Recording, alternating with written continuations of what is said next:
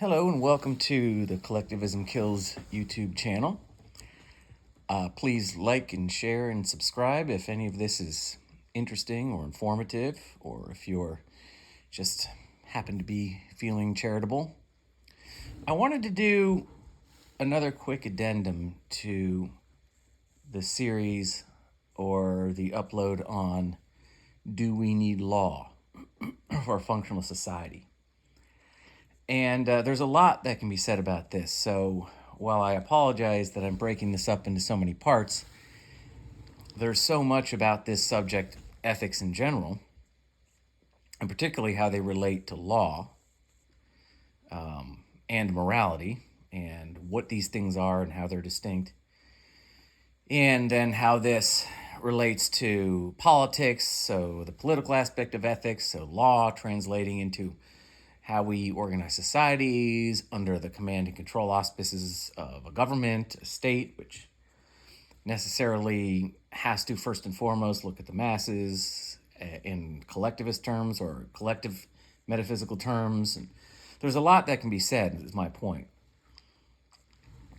And I think about, what I've done so far, and then something else will come to my mind, some other thing I need to say or some other clarification. So at any rate, I wanted to talk a little bit real quick about why exactly it is that the law nullifies morality. I talked a little bit about how even some of the brightest and smartest of the intellectuals, like Jordan Peterson, will talk about why we need law and the implications we need law to protect the innocent. Now, he does it from the psychological point of view, where there's a certain percentage of people with serious personality disorders, psychopaths and narcissists.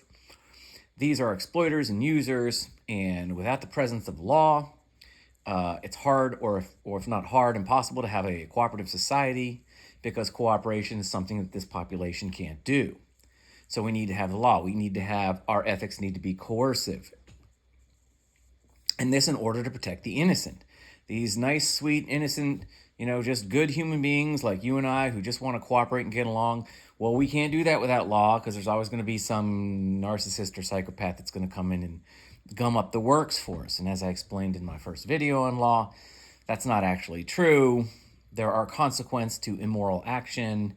If we're on the same page ethically and our ethics are the moral contract, then it becomes quite easy to spot those who are not keeping to that moral contract. And of course, there is consequence.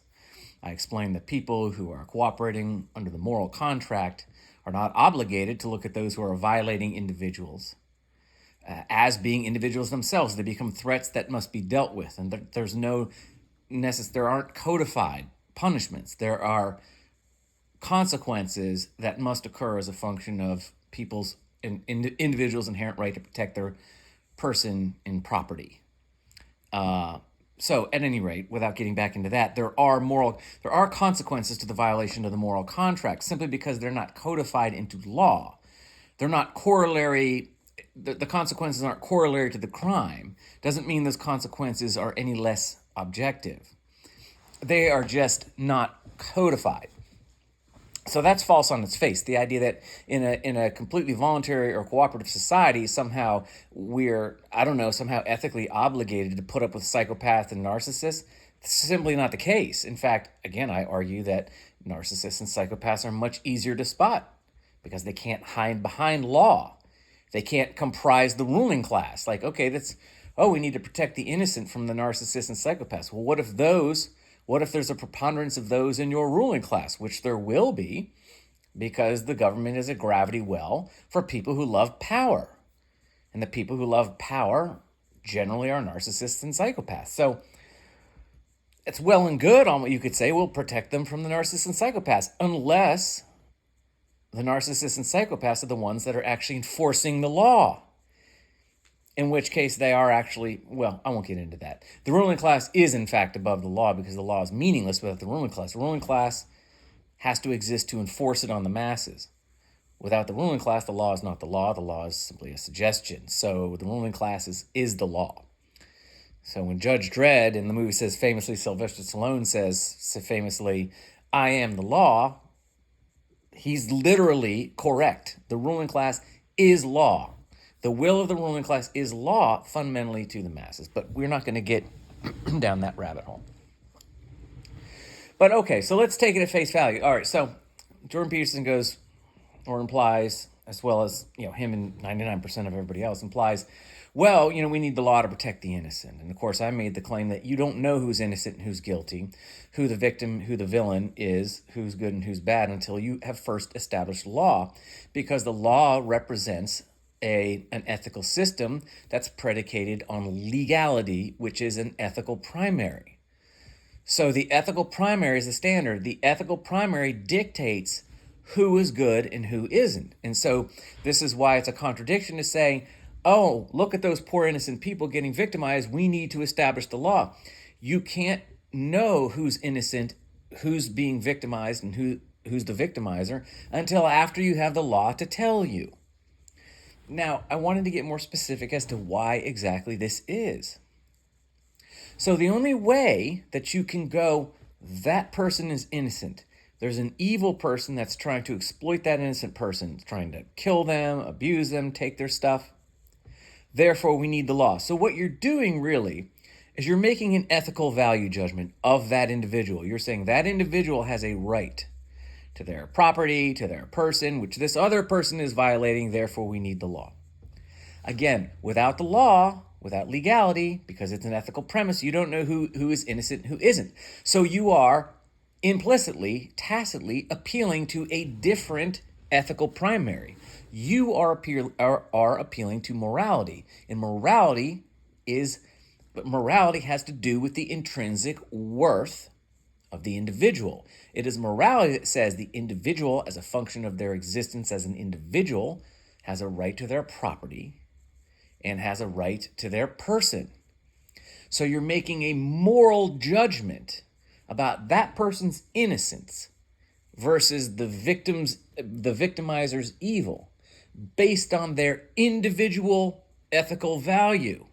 And that's their moral value, because individual ethics are moral ethics. Collectivist ethics are legality. Law is collective. The authority, the ruling class, looks at the masses first and foremost as a function of a collective identity. There are no individuals under the auspices of government. You are the people, you are the tribe, you are the race, you are the working class, whatever collective ideal is that sort of group identity the government appeals to as a reason why they exist, that collective ideal to compel the masses into their collective identity, and the ethics of that is law. So in order to say, well, that person's innocent, that person's not, we need law to protect the innocent, you have to make a moral judgment, not a legal judgment, because you don't have law yet. So it's a moral judgment, and a moral judgment is based on the individual. The intrinsic, existential worth of an individual, the right of the individual to own themselves and their property. That's what you're appealing to. They're innocent. It's not right to hurt that person, kill that person, steal that person's property, because why? They have an intrinsic existential right to it. That's their moral value. That's their ethical, and that's the ethics. They have a right to their person and property as a function of who they are as an individual. Thus, to violate it constitutes an ethical violation. Those ethics are called morality. If you establish law, you have wrecked the entire precedent as to why you said you needed it in the first place, which is that person's individual moral value, because the law wrecks individuality. The law replaces the individual at the metaphysical level with the group. They're no longer an individual. They are now a function of the group, all of which must be compelled into their collective ethical obligation called the law. So the individual must be coerced out of his individuality and into his group identity so that he does what he's supposed to do as a member of the group, or she, and that is his legal obligation, the ethics of legality. You can't protect an individual by appealing to an ethic which wrecks him at the metaphysical level, which says his individuality is irrelevant. Law says he has an obligation to the collective. He has an obligation to act in service to the collective. Okay? So the government says, this is law. This is what all you guys have to do, whether you want to or not. This is the law. You all have to you are all obligated to the law, and the law serves us as a group. Not you, but us as a group. Okay? So legality dismisses, delegitimizes the ethical value of the individual. The ethical value of the individual under law is only a function of his group identity, or her. And the reason why this does this more specifically is because the law nullifies individual choice. You don't get to choose whether or not you obey the law. You obey or else. As I said in the first part, there is no such thing as choose to obey. That is a conceptual contradiction. Obedience precludes the idea of one's exercise of free will, a function of which is his choice. The slave doesn't choose to obey the master. The slave must obey the master. In the same way, you don't choose to obey the law. You obey the law, or the ruling class can either disable or destroy your ability to choose. They may throw you in prison, or they may put you to death. You don't have a choice. Choice is a function of individual volition. Individual volition is directly correlated to consciousness. Individual consciousness, your conscious frame of reference, the frame of reference by which you know truth. You have access to knowledge and truth because of your consciousness. Your consciousness is the means by which you can know anything. So what you know is reference to the epistemological constant of your conscious self. This knowledge, which is a function of it is your consciousness which knows, your singular individual consciousness. Your consciousness is singular. There is you qua you, capital Y. It's the self qua self. Your consciousness is singular. That's why you think of yourself as me and I, not us and we. You know your conscious frame of reference is a singularity. It's you, capital Y, and there's only one of you. That's your conscious frame of reference, is your epistemological frame of reference. That consciousness is what knows. Now, if you know something, you must be able to apply knowledge, otherwise the knowledge is irrelevant. Irrelevant knowledge is meaningless knowledge. If there's no purpose to what you know, if there's no means for you to apply it, then it is irrelevant to you, which means this knowledge is meaningless to you. It's pointless. And meaningless knowledge is a contradiction in terms. So knowledge implies your ability to apply it. If you can know it, you must be able to apply it. It's a corollary, a logical corollary. You can't have knowledge without application. It doesn't work because the knowledge becomes the antithesis of knowledge. It becomes meaningless or purposeless, irrelevant knowledge, which is a contradiction in term. The means by which you apply your knowledge, which you must be able to do, like I said, is through your volition. You are able to manifest your will through your physical body on earth. So your choice, which is rooted in your volition, which is rooted in your singular consciousness, which is rooted in your singular individual metaphysical self, these are all corollary. Once the law no longer gives you choice, because of the corollary between choice, volition, consciousness, and self, it nullifies you as an individual. To give you no choice is to say you don't exist as an individual. The law only recognizes you insofar as you're a function of the group, not as an individual.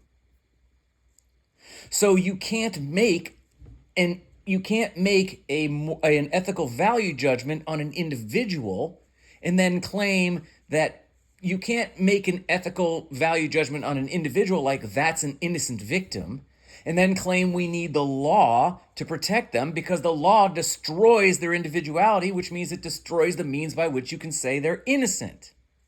You see? So I hope that clarifies things. That's the practical reason of why law and morality are mutually exclusive and entirely incompatible, and why the appeals to protect innocent people via the law, such as are insinuated, if not outright asserted by even the biggest and brightest among us, That's why that is a failure of that's a failure of logic. It's an inability to actually understand what ethics. It's a lack of understanding of how ethics works, how ethics is corollary to epistemology, which is the ability to, which is knowledge, not the ability. Ethics is, so it doesn't understand the corollary between ethics and knowledge, and it doesn't understand the corollary between knowledge and being. It doesn't understand the corollary relationship between ethics, epistemology, and metaphysics. These people don't understand the fundamental philosophy. Jordan Peterson doesn't understand how ethics actually works at the most fundamental philosophical level, the root level, the reason why ethics is actually ethics and where it comes from. So he's unable to see why his logic is completely flawed.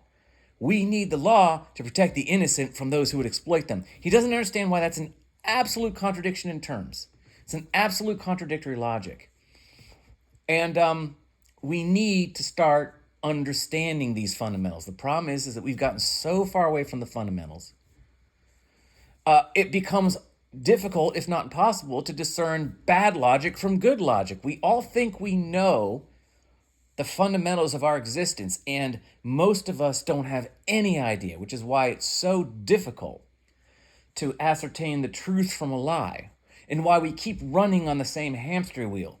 We keep voting again and again, and things just get worse and worse and worse. And we keep thinking that all we got to do, we just got to get the right people in power. We just got to, the next election, man, we're going to fix everything. We don't understand. That's not how this is ever going to go, because that's the fundamental logic, the fundamentals of metaphysics, epistemology, ethics, politics. They don't allow the underlying logic of how all of these things work together means that you can't fix this problem with the next election. But, and I won't get into to why that is right now. That's for a later video. But you can't, and the next election won't fix. Things are going to inexorably slide into more and more chaos and then inevitable collapse, because that's what the premises dictate must happen. The premises which underwrite the system we live in dictate the outcomes. The premises will have their conclusions. You can't have a fundamental premise and expect to have a conclusion that premise doesn't imply. And the fact of the matter is, we don't understand this. We don't understand these fundamentals. And so we just keep running this hamster wheel. We keep hoping that, fingers crossed, the next election. It just doesn't work that way. And if we understood the fundamentals, we would understand why. Part of it is understanding why the law doesn't work to protect individuals and innocent people. Why it doesn't actually do what Jordan Peterson thinks it should do and wants it to do. If we now can understand at least why law doesn't work to actually protect the innocent from the exploiters, at least not in the way that Jordan Peterson thinks it should, we can understand what ethic might then work. What social arrangement might actually work in perpetuity. What is the actual premise, the actual metaphysical premise, which might actually promote individual existence, individual human existence, prosperity, and peace. So, having said all that, I hope this is interesting and enlightening to you. And please, again, like, share, and subscribe if you are feeling charitable, if any of this is interesting to you. And I will talk to you later. Thanks very much. And sorry about the noise, the scraping noise there. Have a good night, and we'll talk to you later. Thanks again. Bye-bye.